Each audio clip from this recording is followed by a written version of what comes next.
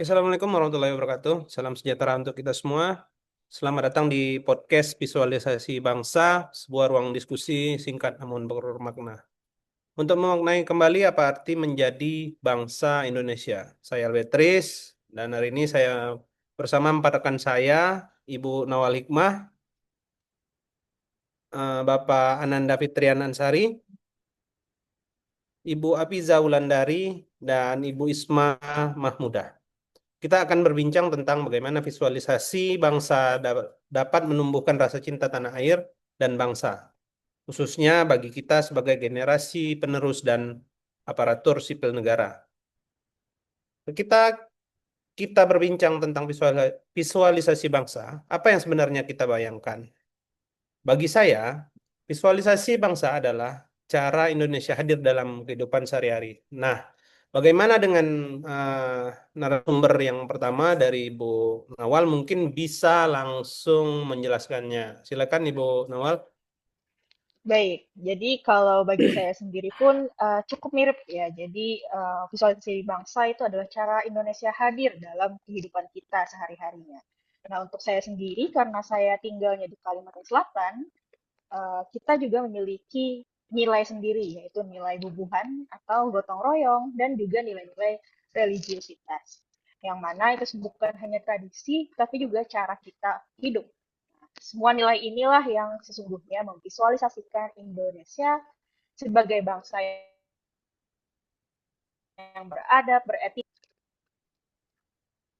Artinya Indonesia ini divisualisasikan bukan lewat simbol semata, tetapi lewat perilaku warganya ya, Bu.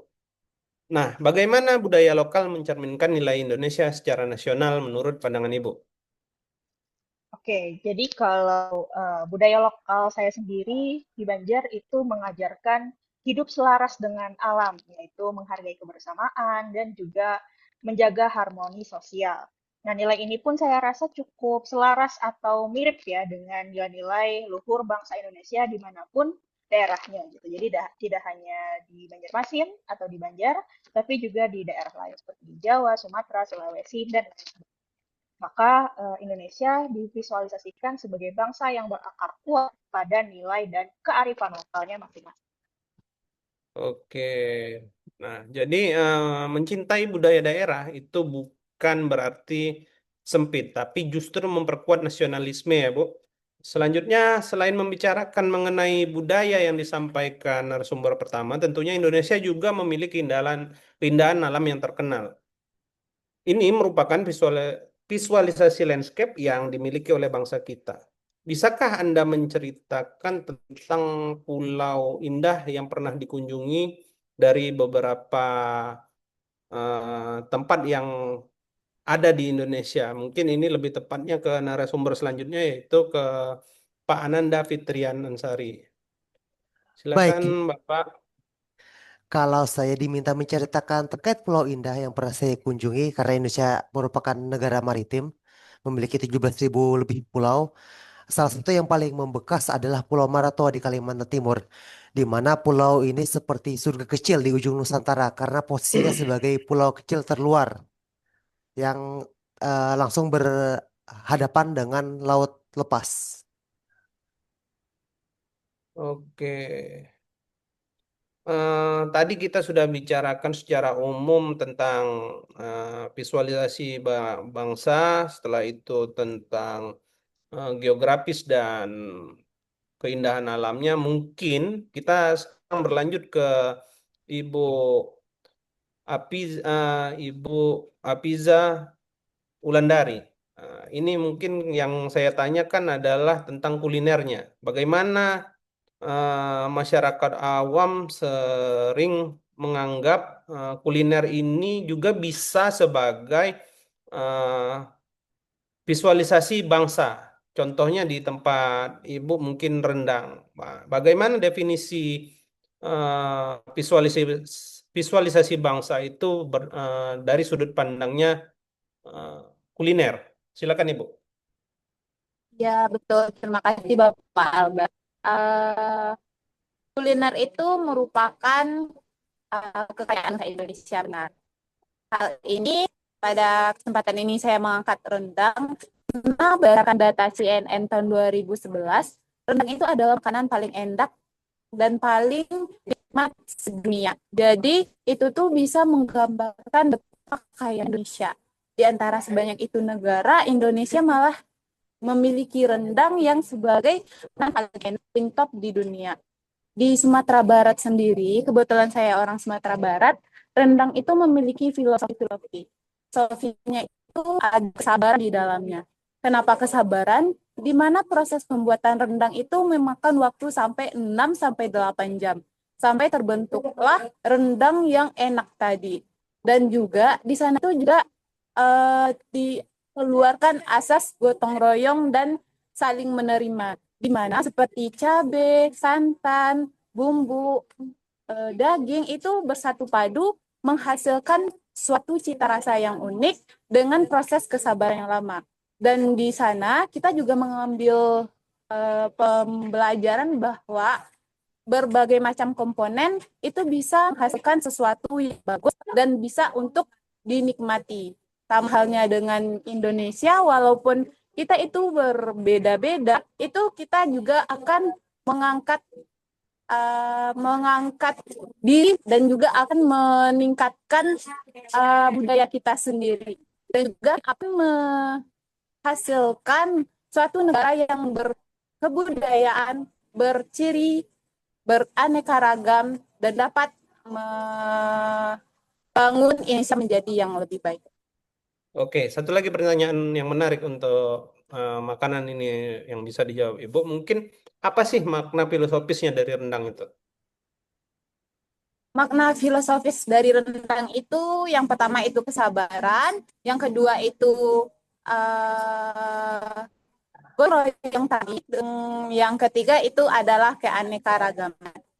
Oke, karena proses lama, banyak bumbu, makanya itu filosofisnya Bu ya. Oke, oke selanjutnya narasumber yang terakhir, Ibu Ismah Mahmudah.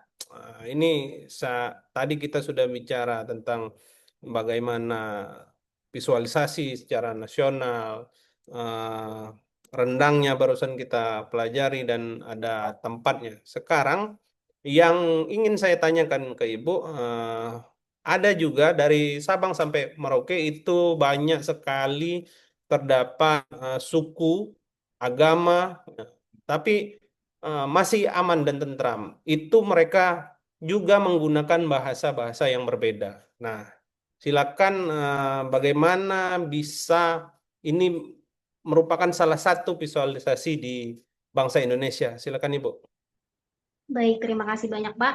Nah, Indonesia itu kan terdiri dari berbagai keanekaragaman. Salah satunya adalah bahasa daerah.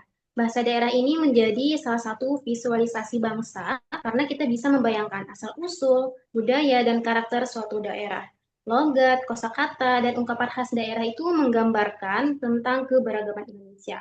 Contohnya saja, di Kalimantan Selatan, masyarakat itu menggunakan bahasa Banjar. Tapi antar daerah di Kalimantan Selatan pun juga memiliki logat yang berbeda-beda. Misalkan logat Banjar di Banjarmasin, lalu di Martapura, di Hulu Sungai, terdengar itu tidak selalu sama. Nah, perbedaan logat inilah yang memperlihatkan bahwa dalam satu provinsi pun Indonesia tetap beragam. Oke, dari sudut pandang Ibu nih, saya ada pertanyaan selanjutnya yaitu adalah bagaimana cara kita bisa menjaga bahasa daerah itu dan juga bagaimana cara melestarikannya. Nah, dan dari setelah kita menjaga dan melestarikan, ada nggak pesan yang bisa kita ambil atau berikan kepada masyarakat atau nanti anak dan cucu kita sebagai penerus di bangsa Indonesia kita ini yang tercinta? Baik, menjaga bahasa daerah itu berarti ikut melindungi identitas bangsa. Di tengah arus globalisasi, mempertahankan bahasa daerah adalah bentuk kepedulian agar jati diri bangsa itu tidak tergeser. Hal ini sejalan dengan nilai kesadaran berbangsa dan bernegara, karena kita sadar bahwa bahasa daerah adalah bagian dari warisan nasional yang harus dijaga bersama. Jadi, karena bahasa daerah ini menyimpan nilai moral, kearifan lokal, dan cara berpikir masyarakat, menjaga bahasa berarti menjaga jati diri Indonesia untuk generasi berikutnya.